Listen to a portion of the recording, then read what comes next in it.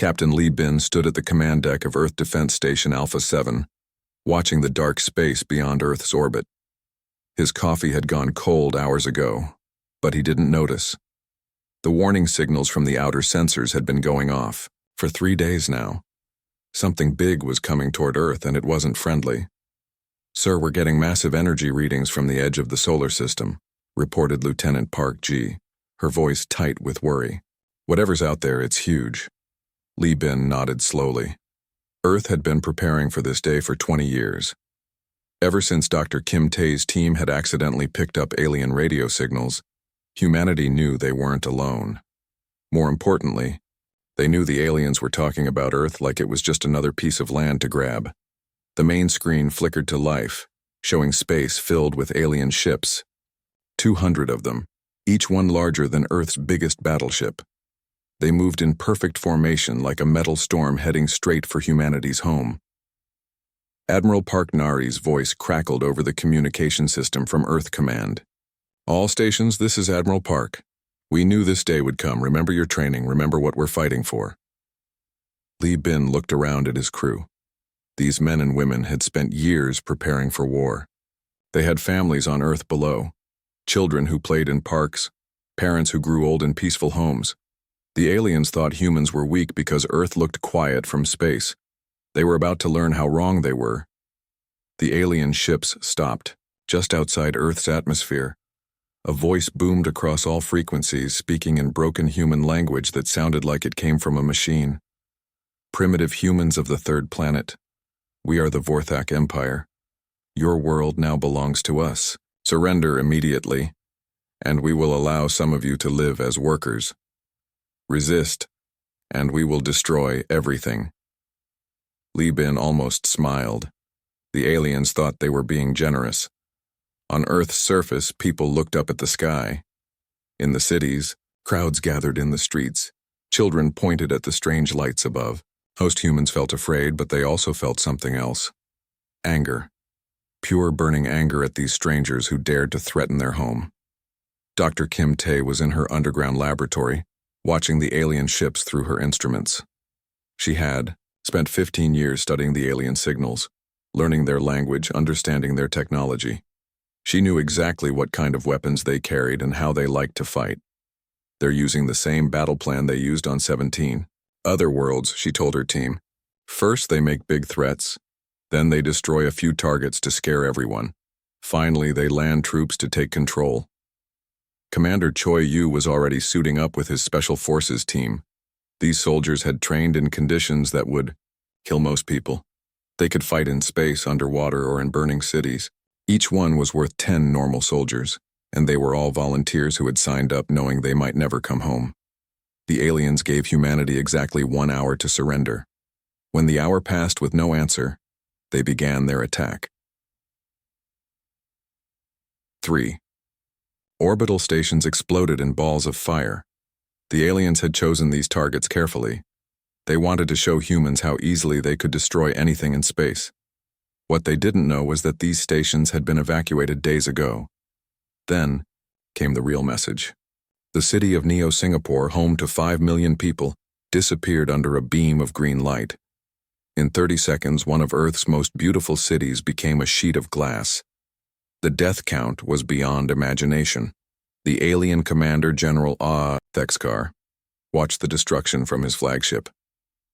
He had done this 17 times before on 17 different worlds. Most planets surrendered after seeing their first city die. The few that didn't gave up after losing 2 or 3 more cities.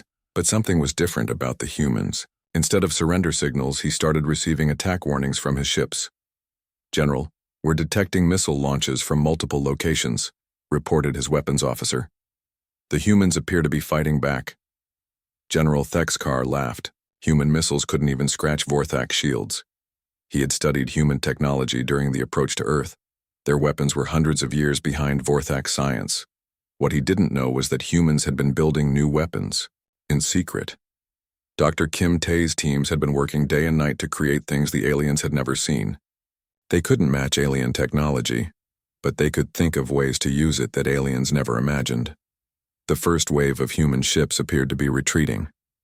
Admiral Park Nari's fleet scattered in all directions, looking like frightened animals, running from a predator. The alien ships followed, confident that victory was close. Captain Lee Bin's station appeared to explode under alien fire. General Thexkar marked it as destroyed and moved on to the next target. He was already planning which human cities to destroy next, but Lee Bin wasn't dead. His station had projected a fake explosion while the real structure hid behind advanced stealth technology. He was still alive, still watching, and still very angry about Neo-Singapore. All across the solar system, similar tricks were playing out. Human mining stations that looked abandoned were actually weapon platforms waiting for the right moment. Ships that appeared to be fleeing were actually leading the aliens into carefully planned traps. The aliens thought they were hunting humans through the solar system. Really, the humans were herding the aliens exactly where they wanted them to. On Earth, Admiral Park Nari stood in her command center surrounded by screens showing every alien ship. She had tears in her eyes for the people of Neo-Singapore, but her voice was steady when she spoke. All units, prepare for Phase 2. Let's show these murderers what happens when they kill our children. The aliens had made their first mistake by attacking Earth. They were about to make their second mistake by thinking the battle was already won. In space, human ships continued their fake retreat, drawing the alien fleet deeper into the solar system. Every move looked desperate, but every move was planned. The aliens were walking into the biggest trap in human history. General Thexkar felt confident as his ships chased the fleeing humans toward the asteroid belt. In a few more hours, he would control Earth's solar system. Then he could begin the real work of making humans into proper slaves. He had no idea that he was about to face something no alien empire had ever encountered: humanity's talent for turning any situation into a weapon. General Thexkar watched the human ships scatter like leaves in the wind. His flagship moved steadily through the asteroid belt, following the retreating Earth fleet. Around him, 200 Vorthak warships spread out in perfect hunting formation. "Turk, humans fight like children," he told his officers. "No formation, no strategy, no honor. This will be over before the day ends." What the general couldn't see was Colonel Han Sol, hidden inside a hollowed-out asteroid, watching every alien ship through advanced sensors. Han Sol had been waiting in this position for 6 days, eating cold rations and breathing recycled air. His team of Special Forces soldiers was crammed into the tiny space with him, all volunteers who knew they might not survive the next few hours. "Count is confirmed," Han Sol whispered into his radio. 200 alien ships moving in Pattern 7, just like Dr. Kim predicted. 3 million kilometers away, Lieutenant Yun Hai sat in her fighter cockpit, floating in the shadow of Jupiter's largest moon. Her squadron of 50 fighters had been hiding there for a week, powered down and invisible to alien sensors. Each pilot was hand-picked for this mission. Each one had lost someone in Neo-Singapore. All Hawk units. This is Hawk Leader, Yun. Hai spoke softly to her pilots. "Remember, we only get one chance at this. Make it count for the people we lost." The alien fleet continued deeper into the asteroid belt, confident they were chasing down the last human resistance. General Thexkar had fought this same battle many times. Weak planets always tried to hide their remaining ships in asteroid fields or behind moons. It never worked. Engineer Oh Jun was working frantically in the hidden command center built inside the asteroid series. His fingers flew over controls that connected to weapons hidden throughout the solar system. 20 years of secret construction had turned ordinary mining equipment into the largest weapons network ever built. "Admiral, all systems show green," Oh Jun reported to Admiral Park Nari.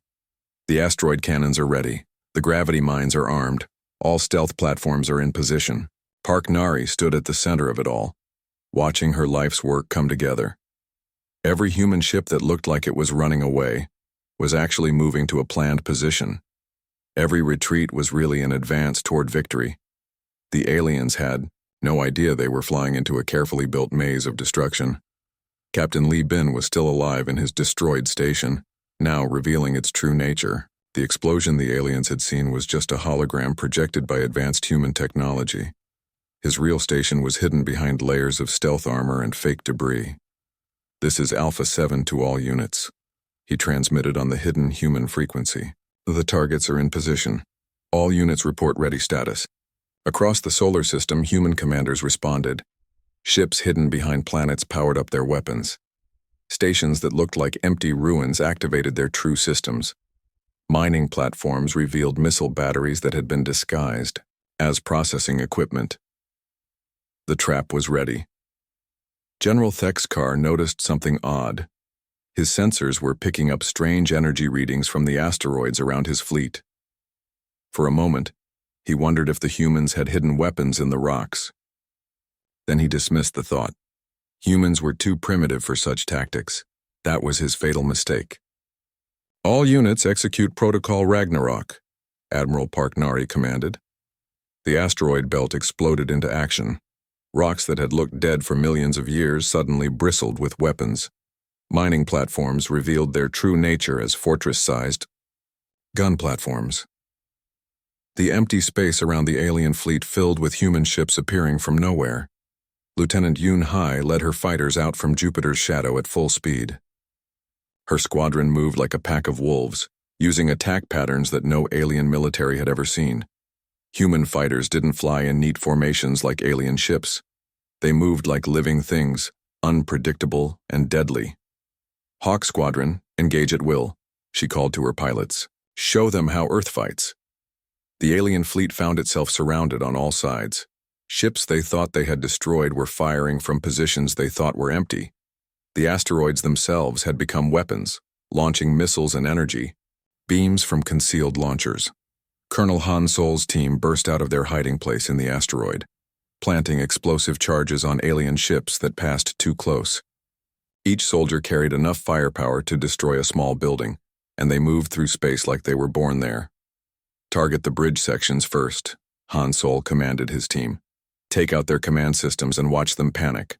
Engineer Oh-jun activated the gravity mines, hidden devices that could create small black holes for just a few seconds. Alien ships that flew too close were suddenly pulled apart by forces that shouldn't exist. The aliens had energy shields that could stop any normal weapon, but they had no defense against gravity itself. General Thexkar watched in horror as his perfect formation fell apart. Ships that had been in service for 100 years were being destroyed by weapons he didn't understand. His communications officer was shouting reports of impossible attacks. "Sir, we're taking fire from asteroids. The rocks are shooting at us." "General, human ships are appearing everywhere. Our sensors show they were never there." "Sir, something is pulling our ships apart. Our shields can't stop it." Thexkar tried to call for help from the Vorthak home fleet but discovered that humans had been jamming all long-range communications for hours. His fleet was alone, trapped, and being torn apart by an enemy that fought like no species he had ever faced. The battle that was supposed to take hours was over in minutes. Human ships moved through the wreckage of the alien fleet like sharks, picking off survivors and capturing alien technology. Not one human ship had been lost. Admiral Parknari watched the final alien ship surrender, her expression grim. The victory felt hollow after losing Neo Singapore, but it was a start. "All units begin salvage operations," she ordered. "Dr. Kim's teams get first access to alien technology. We need to learn everything about these ships before their friends come looking for them." In space, Lieutenant Yoon Hai flew her fighter past the burning wreck of the alien flagship. Through her cockpit window, she could see General Thexkar in an escape pod, the first alien prisoner humanity had ever taken. "This is for Neo Singapore," she whispered, then opened a channel to the alien pod. "Welcome to Earth space, General. We hope you enjoy your stay." Dr. Baewan stood in the captured alien flagship, studying technology that should have been impossible. The Vorthak ship was enormous, bigger than any human building, filled with weapons and systems that were hundreds of years ahead of Earth science. But Dr. Bay wasn't intimidated. She was excited. "Look at this," she called to her research team. "They're using quantum field generators to power their shields, but they're doing it the slow way. We can make this twice as efficient with some simple changes." Her team of scientists and engineers swarmed over the alien technology like children with new toys. These weren't ordinary researchers.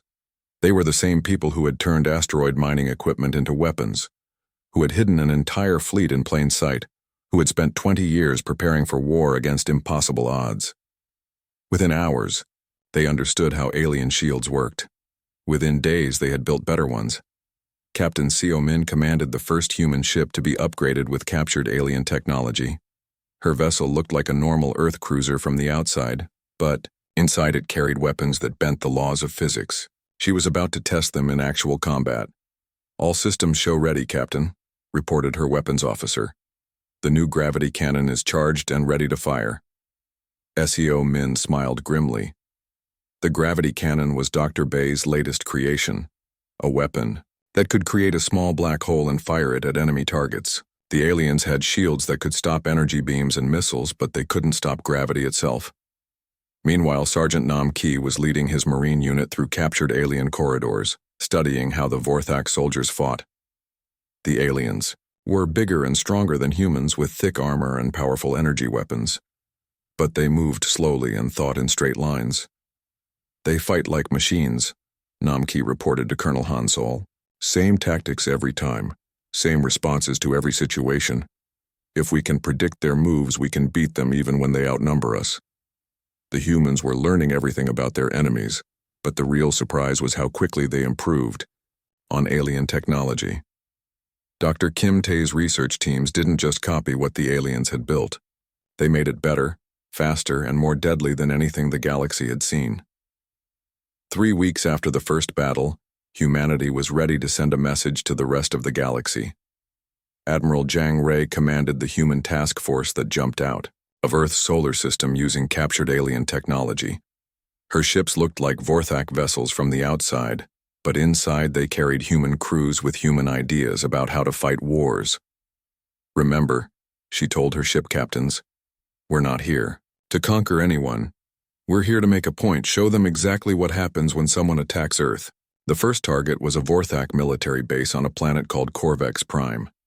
The base controlled 3 solar systems and held enough firepower to destroy dozens of worlds. The aliens thought it was impossible to attack because it was too heavily defended.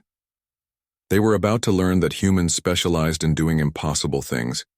Major Lim Da had studied the base defenses for weeks using captured alien intelligence files. She knew exactly where every gun was placed, where every ship was docked, where every soldier was stationed.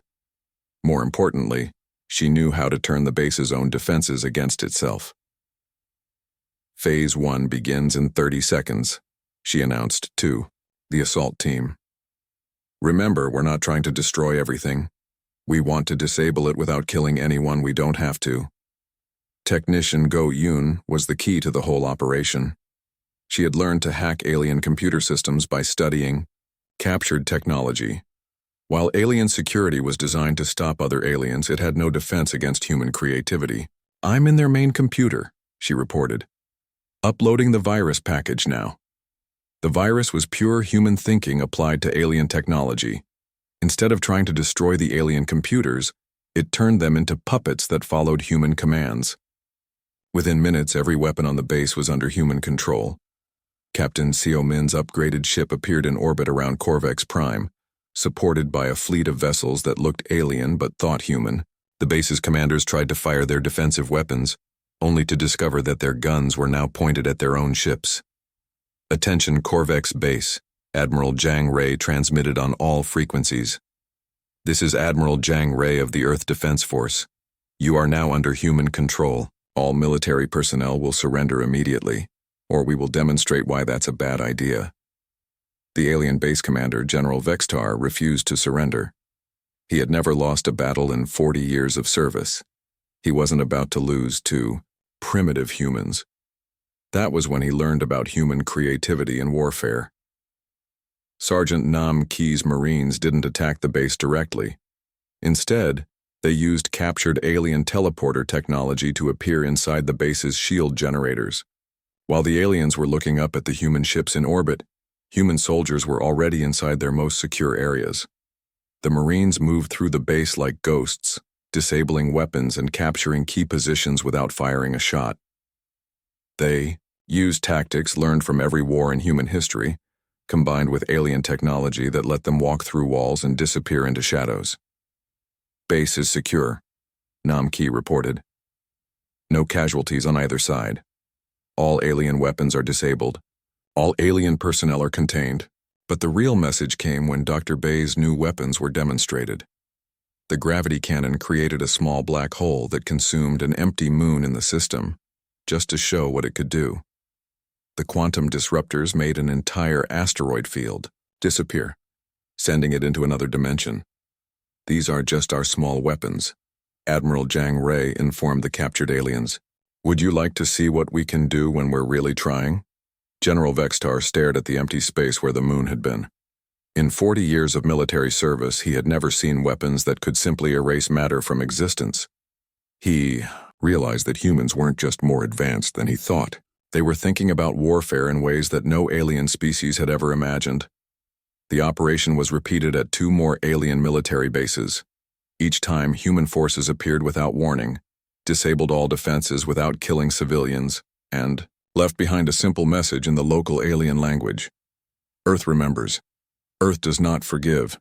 You started this war by killing our people. We're going to finish it. Surrender now, or learn what humans do to species that murder our children. Within days, reports of the attacks reached every corner of the galaxy.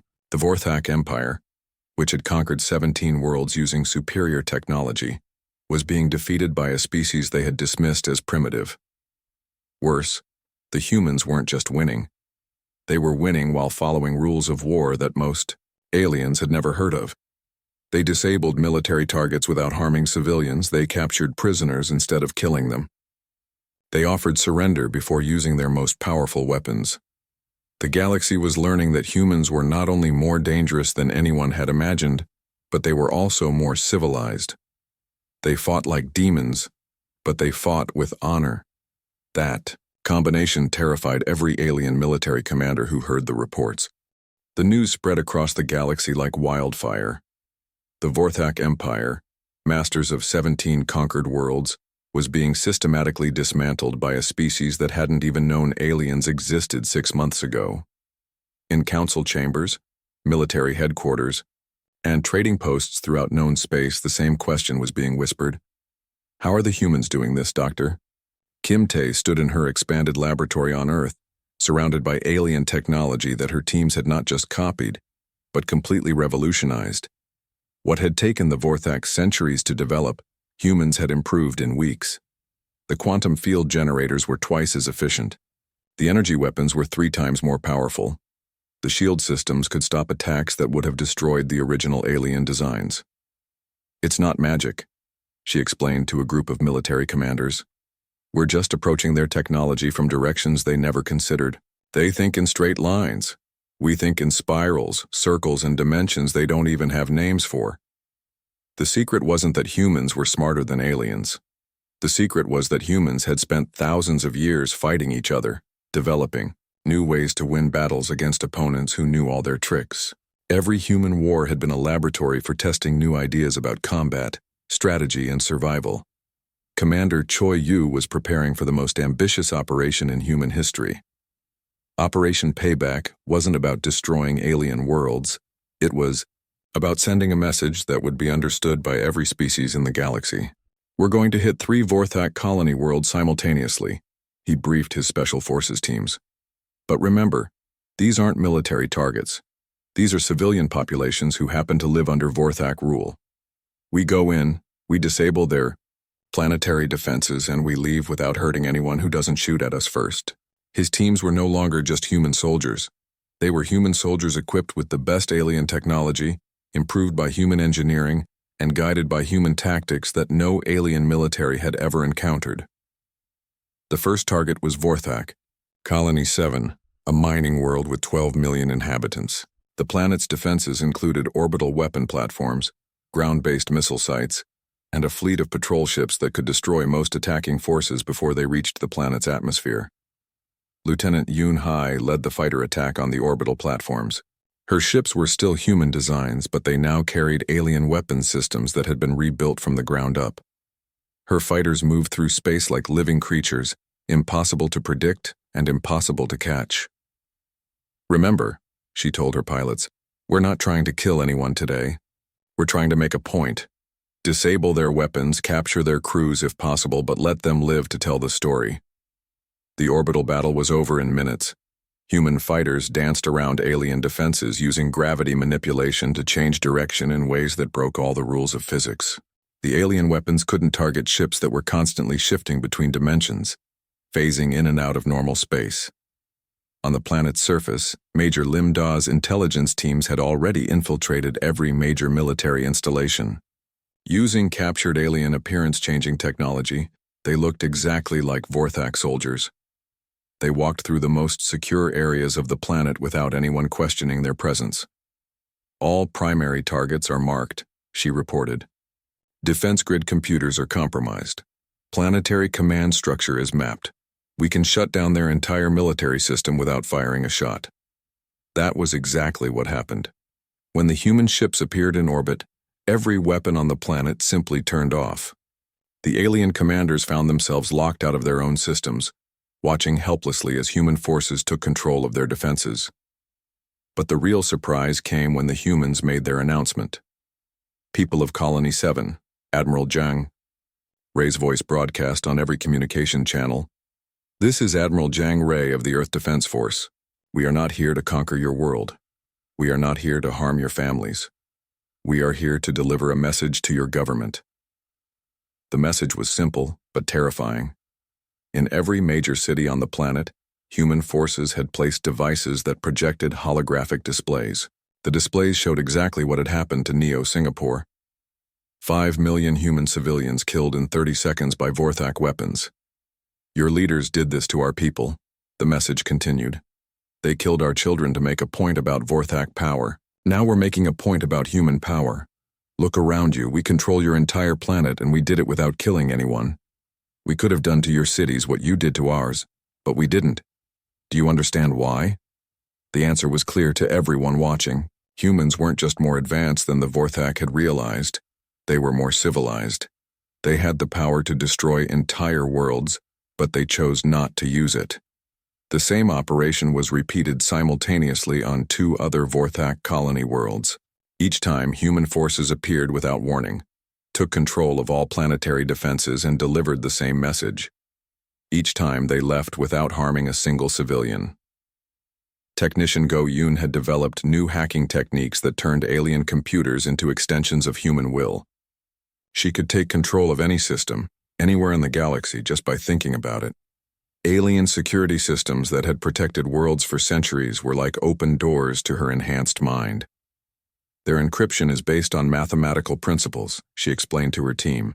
But mathematics is just another language, and humans are really good at learning new languages. The psychological impact on the Vorthak Empire was devastating. For centuries, they had ruled through fear, showing conquered species that resistance was hopeless. Now a species they had dismissed as primitive was demonstrating that the Vorthak military was hopeless. Worse, the humans were doing it while following moral rules that most Vorthak leaders had never heard of. They protected civilians. They offered surrender before using force. They treated prisoners according to codes of conduct that were more advanced than most galactic civilizations. General Thexkar, still a prisoner on Earth, was forced to watch recordings of the human operations. Each video showed his people being defeated by tactics he couldn't understand, using weapons he had never seen, following rules of war that made the humans seem like avenging angels instead of conquering demons. How? He asked Dr. Kim Tae during one of his interrogations. How are you defeating an empire that has conquered 17 worlds? Dr. Kim smiled sadly. General, your people made a simple mistake. You thought we were a primitive species because our technology looked simple. But we've been fighting wars for 5,000 years. Every trick you know we learned and improved on centuries ago. Every weapon you have we've built better versions of. Every strategy you use we've already defeated. She gestured to the screens, showing human forces operating throughout Vorthak space. You wanted to show us what happens when a primitive species challenges the Vorthak Empire. Instead, we're showing the galaxy what happens when an ancient warrior species decides to defend itself. The message was spreading throughout known space. Humanity wasn't just another species that had learned to build spaceships. They were a species that had turned warfare into an art form, diplomacy into a science, and survival into a philosophy. Every alien government was asking the same question. If humans could do this to the mighty Vorthak Empire, what could they do to anyone who threatened Earth?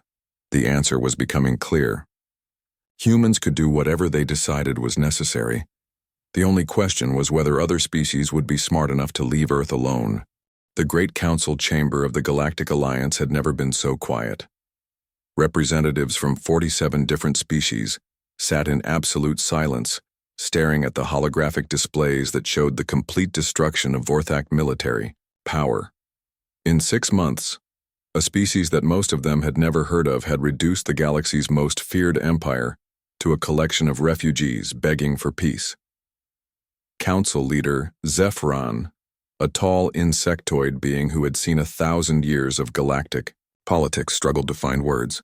The emergency session had been called to discuss the human problem, but none of the delegates seemed to know what to say about it. The latest reports were almost impossible to believe. Human ships were appearing throughout Vorthak space, not to conquer planets but to deliver food and medical supplies to populations that had been abandoned by their fleeing government. Human engineers were repairing damaged infrastructure on worlds that had been damaged in the fighting. Human doctors were treating alien patients who had never seen a human before. "They're not acting like conquerors," whispered Delegate Mortex from the Crystalline Federation. "They're acting like protectors." Ambassador Li Su entered the chamber with quiet dignity, wearing a simple Earth uniform instead of the elaborate ceremonial robes that most galactic representatives preferred. She was the first human to set foot in the Great Council chamber, but she didn't look nervous or intimidated. She looked tired, like someone who had been forced to clean up a mess that other people had made. "Honored delegates," she began, her voice carrying clearly through the vast chamber. "I am Ambassador Li Su of the United Earth Government. I believe you wanted to speak with us about recent events." Zephyrin activated the main display, showing footage of human ships destroying Vorthak battle fleets with weapons that seemed to bend reality itself. "Ambassador Li, your species has demonstrated military capabilities that none of us understood existed. The Council needs to understand your intentions." Li Su nodded slowly. "Our intentions are simple, Council Leader. We want to be left alone. We want to live in peace on our world, raise our children, and explore the universe without being attacked by species who think we're easy targets." She gestured to the images of destroyed Vorthak ships. "The Vorthak Empire made the mistake of believing that a peaceful species must be a weak species. They killed 5 million of our people to make a point about their power. We responded by making a point about ours." General Park Do, Earth's new Defense Force commander, had been watching from the back of the chamber. His presence was more statement than necessity. Every alien in the room could see that humanity's military leader was calm, confident, and completely unworried about being surrounded by representatives of species that could theoretically destroy Earth. The reason for his confidence was floating in space just outside the Council station. 3 human ships, small by galactic standards but radiating energy signatures that made no sense according to known physics. The ships were a polite reminder that humanity could reach any point in the galaxy whenever they chose to. Delegate Vorthak of the Trading Confederation raised a tentacle nervously. "Ambassador, our analysis suggests that your technology has advanced by centuries in just a few months. How is this possible?" President Kim Na appeared on the chamber's screens via quantum communication link from Earth. She was a small, elderly woman who looked like someone's grandmother, but every alien in the room knew they were looking at the leader of the galaxy's newest superpower. "Delegate Vorthak," she said with a gentle smile, "we didn't advance by centuries. We revealed what we had already built. Earth has been preparing for contact with hostile aliens for 20 years. Every defense system, every weapon, every strategy was designed and tested before your ships ever appeared in our space." She paused, letting that sink in. The Vorthak thought they were attacking a primitive world. Actually, they were attacking a fortress that had been preparing for their arrival for 2 decades. The silence in the chamber deepened. Every delegate was running calculations in their head, trying to understand what this meant for galactic politics. If humans had been preparing for alien contact for 20 years, what else had they prepared for? Council leader Zephyron asked the question that everyone was thinking. What do you want from us, Ambassador Lee? Lee Su's answer was simple and devastating. Nothing. We don't want your territory, your resources, or your submission. We don't want to join your alliance or follow your laws. We just want you to understand that Earth is not a target for conquest, expansion, or casual threats. She activated her own display, showing human colonies that had been established throughout the solar system. Mining operations on asteroids, research stations around other planets, massive construction projects that dwarfed anything the Council had ever attempted. We have everything we need in our own solar system. We have resources, space to grow, and technologies that let us build anything we can imagine. The only thing we want from the rest of the galaxy is to be left alone to develop in peace. Delegate Krisha of the Pacifist Alliance spoke up hopefully. Then perhaps we can establish trade agreements, cultural exchange programs. President Kim Na's expression grew cold. Delegate Krisha, your alliance includes 3 species that provided intelligence to the Vorthak Empire for their attack on Earth. You want cultural exchange with people who helped plan the murder of our children? The chamber fell silent again. Several delegates shifted uncomfortably in their seats. The Human Intelligence Network had apparently been more thorough than anyone had realized. Let me be very clear, Ambassador Lee Su continued, her voice carrying a quiet authority that made every alien in the room listen carefully. Earth remembers everything. We know which species helped plan the attack on our world. We know which governments provided resources to the Vorthak Empire. We know which trading companies sold weapons that were used to glass Neo-Singapore. She looked around the chamber, making eye contact with specific delegates. Some of you were complicit in the deaths of 5 million innocent people. Do you really think we want to establish friendly relations with you? The Vorthak delegate, one of the few survivors of the imperial government, stood up shakily. The Empire offers full surrender and reparations for the attack on your world. We recognize Earth's sovereignty and pledge never to interfere with human space again. Lee Su nodded acknowledgement. Your offer is noted, Delegate Hextar. Dr. Kim Tae's team will be in touch about the technical specifications for those reparations.